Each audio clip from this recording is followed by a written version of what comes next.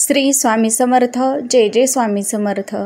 नमस्कार मैत्रिणींनो, मी अश्विनी स्वागत करते तुम्हा सर्वांचं पुन्हा एकदा माझ्या या नवीन व्हिडिओमध्ये.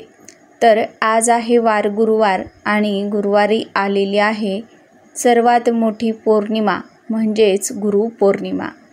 प्रत्येक महिन्यामध्ये अमावस्या, एकादशी, संकष्ट चतुर्थी आणि पौर्णिमा या तिथी येत असतात. परंतु प्रत्येक तिथीचं हे जे महत्त्व आहे तर ते वेगवेगळं असतं. त्याचप्रमाणे प्रत्येक महिन्यामध्ये येणाऱ्या पौर्णिमेचं महत्त्व देखील वेगवेगळं आहे. तर बघा, उद्याची जी गुरुपौर्णिमा आहे तर ती आपल्या गुरूंना समर्पित असते. तर ही जी आषाढ महिन्यामध्ये येणारी जी पौर्णिमा तिथी आहे तर ती व्यास पौर्णिमा किंवा गुरुपौर्णिमा या नावानं ओळखली जाते.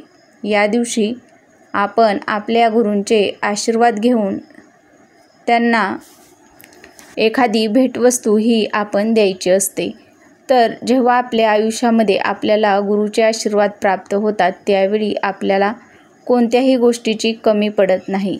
आणि म्हणूनच अशा पवित्र पौर्णिमेच्या दिवशी आपल्याला माता लक्ष्मीला प्रसन्न करून घेण्यासाठी आपल्या घरामध्ये माता लक्ष्मीचं आगमन व्हावं, आपल्या घरामध्ये माता लक्ष्मी प्रसन्न राहावी, सदैव स्थिर राहावी, यासाठी आपल्याला संध्याकाळी दिव्याखाली अशी एक वस्तू ठेवायची आहे.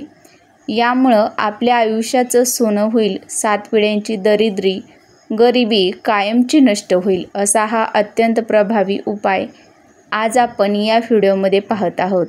त्यामुळे तुम्ही हा व्हिडिओ शेवटपर्यंत नक्की पहा. चॅनलवरती नवीन आला असाल तर प्लीज चॅनलला सबस्क्राईब करा आणि असेच नवनवीन माहितीपूर्ण व्हिडिओ पाहत राहा. चला तर मग अशा सुंदर नवीन व्हिडिओला सुरुवात करूया. तर उद्या गुरुपौर्णिमा आहे, म्हणजेच आज गुरुपौर्णिमा असल्यामुळं आपल्याला आपल्या स्वामींचं पूजा करायची आहे, स्वामींची सेवा करायची आहे. त्यासोबतच आपल्याला आपल्या देवघरातील देवांची सुद्धा पूजा करायची आहे. पौर्णिमा तिथी जी असते तर ती माता लक्ष्मीला समर्पित केली जाते. या दिवशी माता लक्ष्मीला प्रसन्न करून घेण्यासाठी, आपल्या घराकडे आकर्षित करण्यासाठी अनेक उपाय आणि सेवा या केल्या जातात. पौर्णिमेच्या दिवशी आपण जे पण माता लक्ष्मीला प्रसन्न करून घेण्यासाठी उपाय आणि सेवा करतो तर त्याचं फळ हे आपल्याला निश्चित प्राप्त होत असतं. तर बघा, तुळशीला देखील साक्षात माता लक्ष्मीचं रूप मानलं जातं. म्हणून आपल्याला या दिवशी तुळशीची सुद्धा पूजा करायची आहे.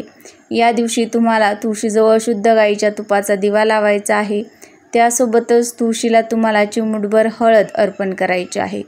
यामुळे देखील आपल्यावरती माता लक्ष्मी प्रसन्न होते. तर बघा, हा जो उपाय आहे तर तो आपल्याला आज संध्याकाळी करायचा आहे. संध्याकाळी आपल्याला दिव्याखाली ही वस्तू ठेवायची आहे. आपल्या तिन्ही सांजेला आपण ज्यावेळी आपल्या घरामध्ये दिवावाती करत असतो तर त्या दिव्याखाली तुम्हाला ही वस्तू ठेवायची आहे. तर उपाय करण्यासाठी तुम्हाला एक स्वच्छ प्लेट लागणार आहे. तर बघा, तुम्हाला हा उपाय तुमच्या देवघरासमोर बसून करायचा आहे. त्यामुळं तुम्हाला आसन घेऊन बसायचं आहे. आसन घेऊन बसल्यानंतरनं तुम्हाला हळद आणि पाणी मिक्स करून याची पेस्ट बनवायची आहे. जास्त पातळ नाही, घट्टसर अशी तुम्हाला पेस्ट बनवायची आहे. जेणेकरून या पेस्टचा लेप या प्लेटला आपल्याला द्यायचा आहे. तर प्लेटच्या आतील बाजूने तुम्हाला हळद संपूर्ण प्लेटभर पसरवून घ्यायची आहे. त्यानंतरनं तुम्हाला कुंकानं त्याच्यावरती स्वस्तिक काढायचं आहे. कडेच्या 2 लाईनसुद्धा द्यायच्या आहेत. आणि यानंतरनं तुम्हाला या स्वस्तिकावरती हळदी कुंकू टाकायचं आहे आणि एक मूठभर तांदूळ या स्वस्तिकावरती तुम्हाला ठेवायचे आहेत. तर बघा, तुम्हाला हे तांदूळ अर्पण करत असताना ओम नमो भगवते वासुदेवाय नमः या मंत्राचा जप करायचा आहे किंवा मग माता लक्ष्मीच्या कोणत्याही मंत्राचा जप केला तरीही चालेल. अशा पद्धतीनं तांदूळ या प्लेटमध्ये तुम्हाला उजव्या हातामध्ये घेऊन अर्पण करायचे आहेत. अर्पण केल्यानंतरनं त्याच्यावरती आपल्याला एक शुद्ध गाईच्या तुपाचा दिवा हा ठेवायचा आहे. तर बघा, या दिवशी आवर्जून प्रयत्न करा की तुम्ही शुद्ध गाईच्या तुपाचा दिवा लावाल. जर तुमच्याकडे तूप नसेल तर मग तेलाचा जरी लावला तरीही चालेल, पण तूप असेल तर प्रयत्न करा तुपाचा दिवा लावण्याचा. तुपाचा दिवा लावल्यानंतरनं तुम्हाला त्याच्यामध्ये कापसाची दुहेरी वात घालून घ्यायची आहे आणि नंतरनं तो दिवा तुम्हाला प्रज्वलित करायचा आहे। तर बघा, दिवा प्रज्वलित केल्यानंतरनं तुम्हाला या दिव्याला हळदी कुंकू अक्षता व्हायच्या आहेत, दिव्याला नमस्कार करायचा आहे आणि नंतरनं या दिव्यामध्ये तुम्हाला 3 अखंड लवंग, 3 अखंड तांदूळ आणि 3 अखंड वेलची या दिव्यामध्ये टाकायच्या आहेत। तर बघा, या ज्या वस्तू आहेत तर त्या माता लक्ष्मीला अतिशय प्रिय आहेत। यामुळे आपल्या घराकडे माता लक्ष्मी ही आकर्षित होते। आपल्या घराकडे माता लक्ष्मी आकर्षित झाल्यामुळे आपल्या घरामध्ये पैसा, धनधान्य, संपत्तीची कधीही कमी पडत नाही।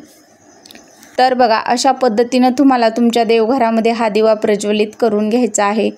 तिथं बसून तुम्हाला श्री सुक्तमचं पठण करायचं आहे किंवा आता बघा, कनकधारा स्तोत्राचं पठण जरी केलं तरीही चालेल, कारण की इच्छापूर्तीसाठी कनकधारा स्तोत्राचं पठण करणं अतिशय शुभ मानलं जातं।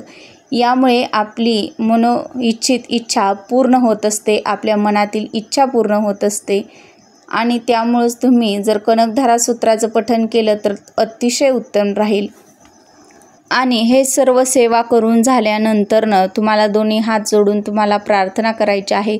तुमच्या मनामध्ये जी पण इच्छा आहे तर ती पूर्ण होण्यासाठी तुम्हाला माता लक्ष्मीकडे प्रार्थना करायची आहे आणि त्यानंतरनं हा जो दिवा आहे तर तो प्लेटसहित उचलून तुमच्या घराचा जो पण ईशान्य कोपरा आहे, म्हणजे ईशान्य दिशा तुमच्या घरामध्ये ज्या ठिकाणी आहे तर त्या ठिकाणी तुम्हाला हा दिवा ठेवायचा आहे। तर बघा, दिवा ठेवण्या अगोदर तुम्हाला तेथील जागा जी आहे तर ती स्वच्छ करून घ्यायची आहे। स्वच्छ करून घेतल्यानंतरनं तिथे तुम्हाला छोटीशी रांगोळी काढायची आहे आणि नंतर तिथे हा दिवा तुम्हाला ठेवायचा आहे।